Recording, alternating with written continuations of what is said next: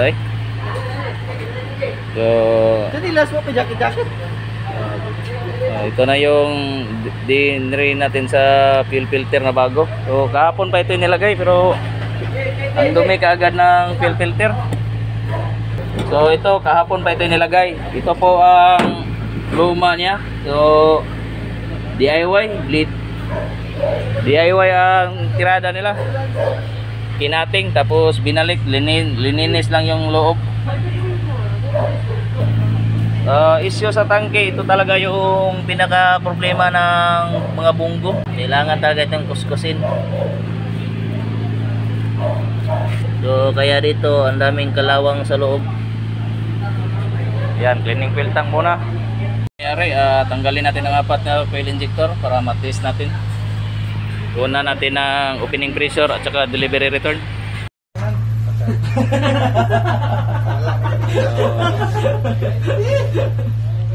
Naka-under pa kahit backlight na lahat. Kati lang kati. So doon lang natin ginamit sa opening pressure. Pag mag-rebuild na, dito na sa machine. Ayan, 20 return size. 6.5. 20 ang delivery. Injector number 1, tapos natin ma-rebuild. Una. Pangalawa, 20, 6.5 return. Pareho lang. Pang tatlo,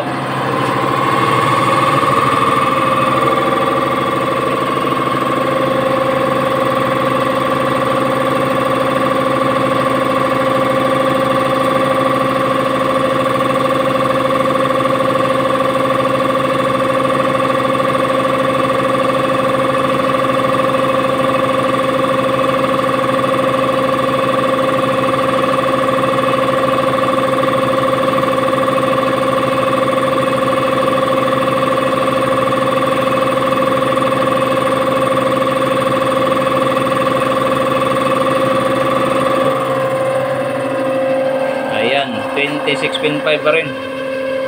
Last.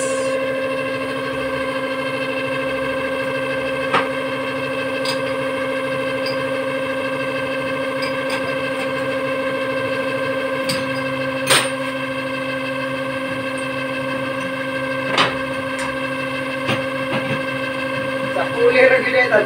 Ha? Sa pulir ah. Ang last.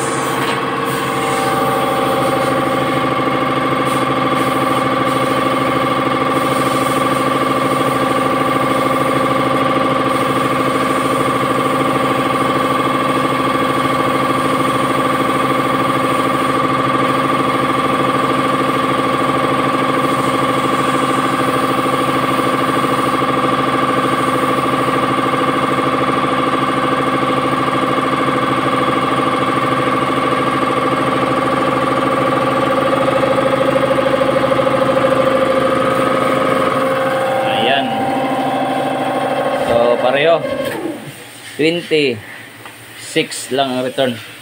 So inject times niya 500 times out times. Ayan. Ayos. So ikabit na natin doon sa Kia Bongo 3 4x4.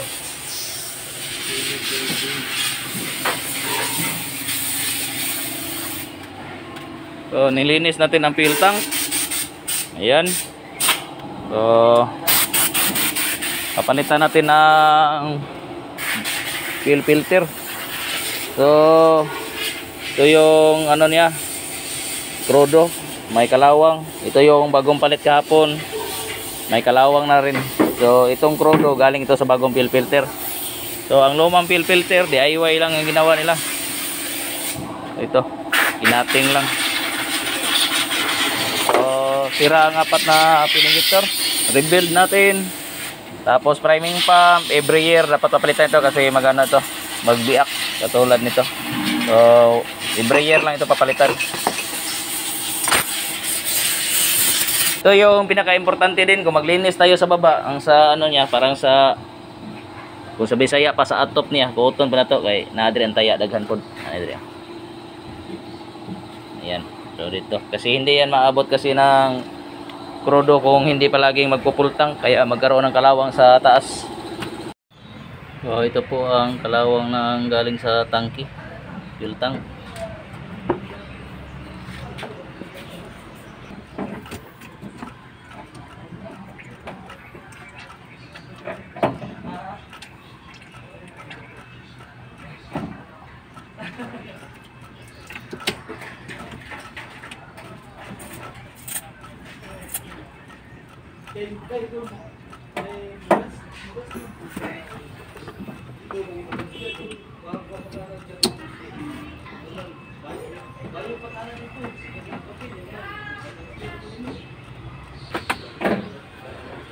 Taon na dito na. Tao na.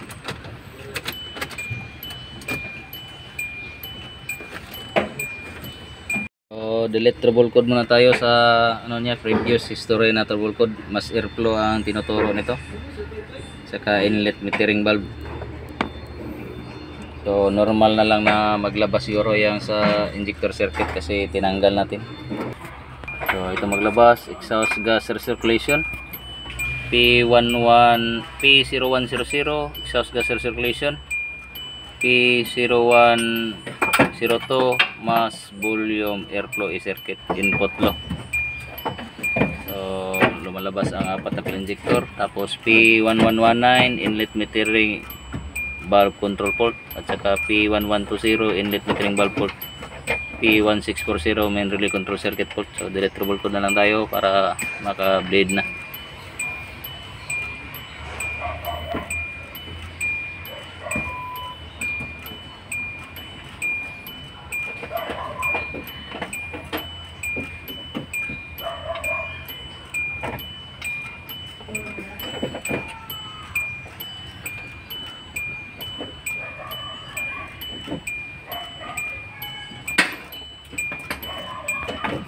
So ayan, trouble code are not detected.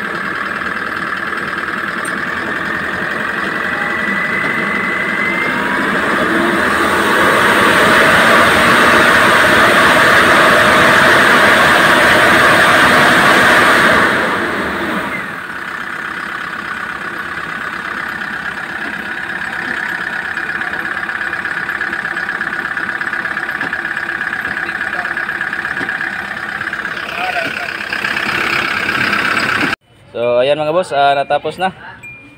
Road test na lang natin. Ayan. Problem solved. Basahan ka lang ng ilog. Okay, road test natin muna.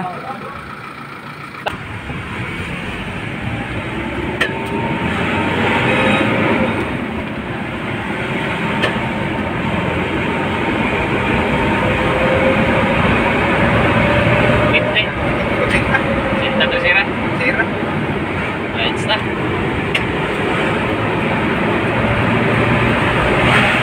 Lights.